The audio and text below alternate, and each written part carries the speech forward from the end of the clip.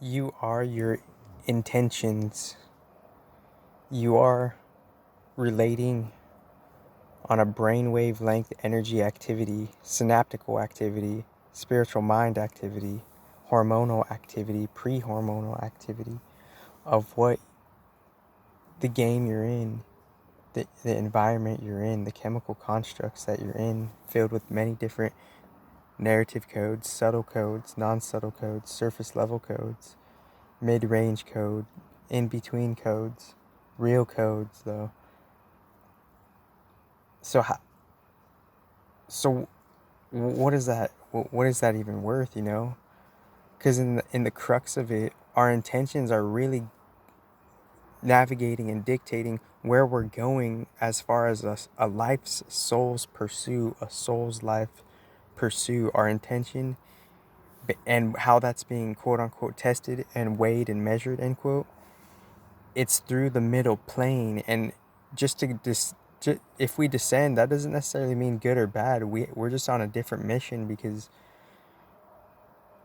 that which has a certain high, for whatever reason, it could be inclined to have a certain down based on how it wants to self equilibriumalize itself. Because what we really forget is, on a different level, we are energies, different energies, and from the rebirthing and the redeathing,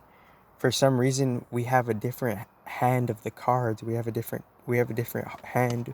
within a different deal,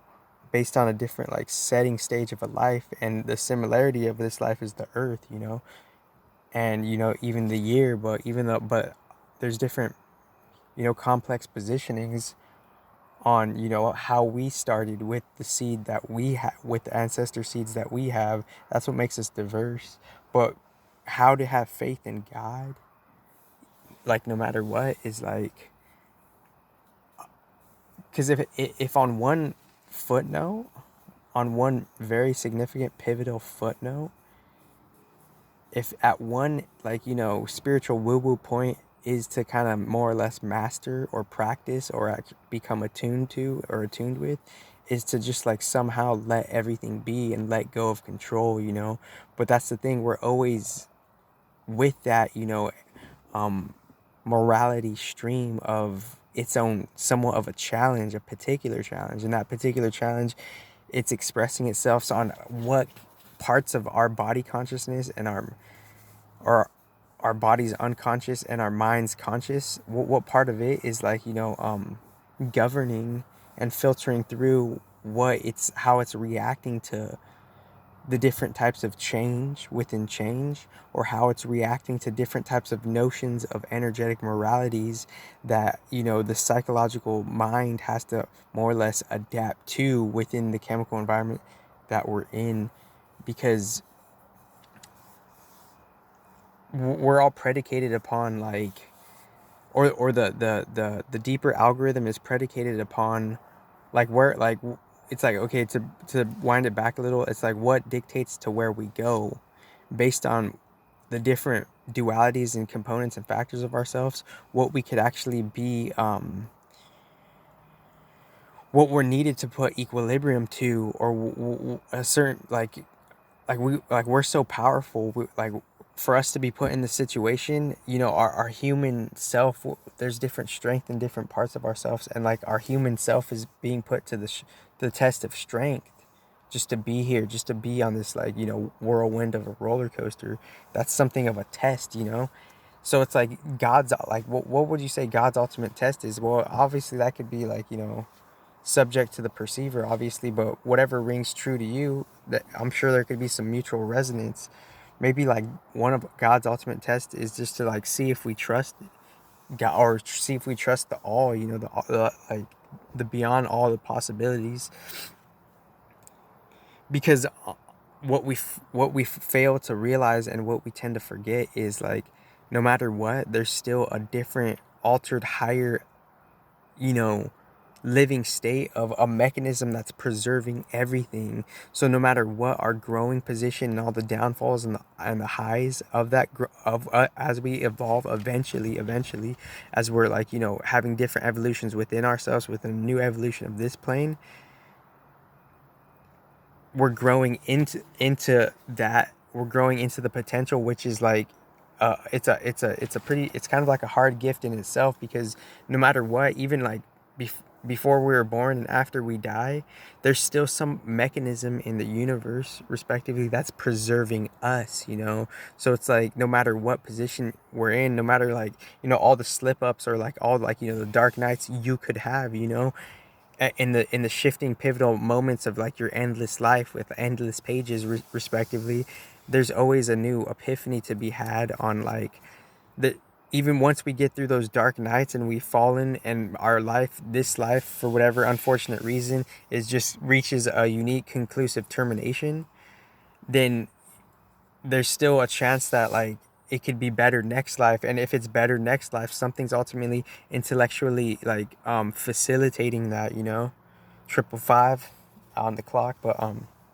that doesn't matter. But like the thing that we're realizing is, no matter what, there's still something preserving our fruits as of right now. We're letting that go over our head, and we're taking that like we're underestimating the intelligence of that. That's what's happening. We're undermining the intelligence of that, because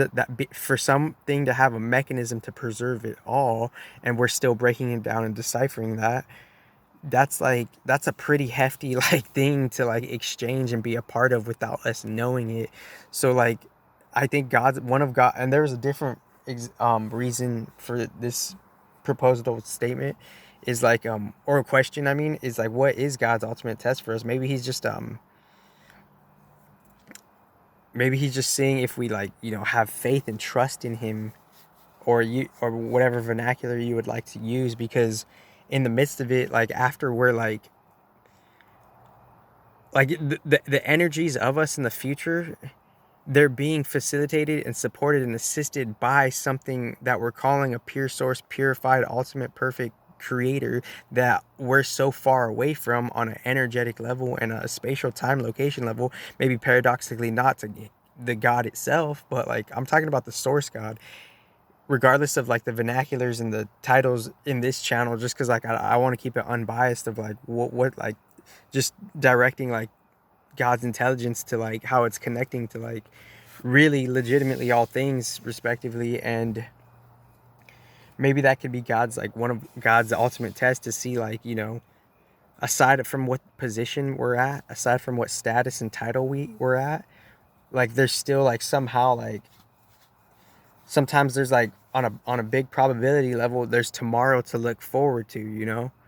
and from that tomorrow, there's like, it's not all doom and gloom, but obviously it's a big 50-50. And from that, if we could intelligently solve the doom and gloom paradox within ourselves, mentally, physically, spiritually, emotionally, like on a real level, then that in itself has to be mutual and radiant and positively projected upon like everything else, so it could then emit and broadcast and reproject that which is the essence of whatever they're just talking about as an idea, and actually bringing fruition to like what a paradise on earth would be. So it's like and maybe like we got to check our ratios too, because, and I don't have gripe with anybody, I'm just trying to see how I'm moving through everything, because maybe you are materially successful, maybe, but like if that's the ratio, then you don't necessarily see like, maybe you need some like, original spiritual kind of like evening out and equilibrium. So like there could be a different type of self-sustainable method going on a subtle subconscious sublet unconscious type of unconscious to newly resurfacing conscious level. Maybe you could balance yourself from being like overly polarized material, and to actually like being recognizant and aware and reciprocative to a system that is more literally on every note, touch, tone, sound, sight, insight, sense, tingle, whiff, just kind of sensing of like what an organic sustainability, like, original ecological system could be. So like it's crazy, because like I say the title is when I like kind of like am running through it, but so one of the title proposals would be like, what would like how would we even get to a paradise on earth? You can't get paradise on earth when everyone's in like conflict with each other and everyone's not seeing eye to eye, and they're in warped in chemical warfare without them necessarily realizing it. And within that chemical warfare, there's other psychological trends that are pretty much irrelevant and unnecessary in like a bigger picture that's going on. So this is like the most authentic of it all too, and like and neutralizing and equalizing and bring equilibrium to the hype respectively.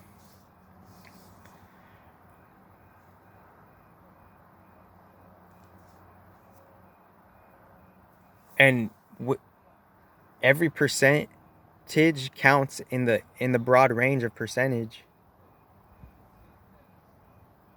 1% to 100%, every percentage counts, and the more you take accountability, that's the more leverage pool and how you could actually transform your life from the inside out, like, but like with grounding and stability, and as it transitions, as it evolves, as it unravels, as it uh,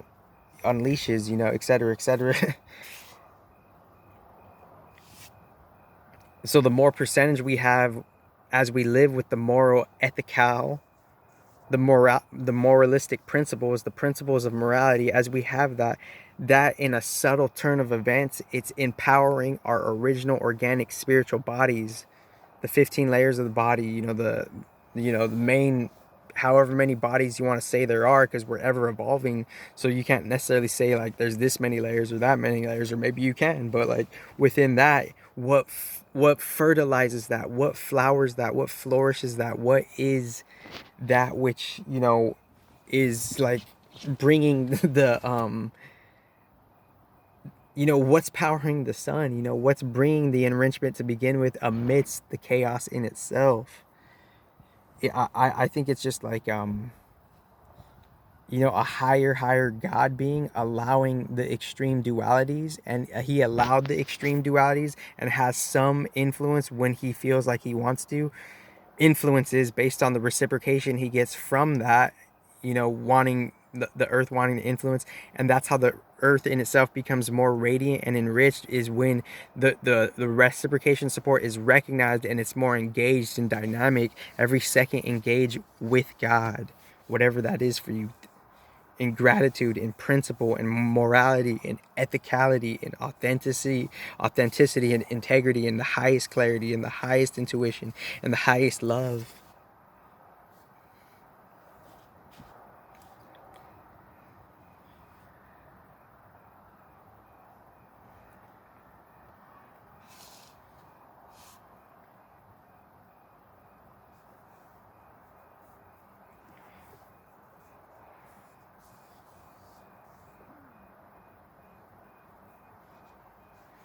So as we resonate and we start to like invite that and envelop and be receptive to something more of why, practicing principle morality of high octave caliber living, high octave caliber natures, high octave caliber type of engagements, interactions, dichotomizations, all of that will be captured to like enhance a grounding of where to start, where to restart, where like what is in for us in the contemplation, what is in for us within the meditation. As we contemplate and meditate yin and yang, we begin to unravel what is for us and what is not for us, what is there. And as we engage constructively,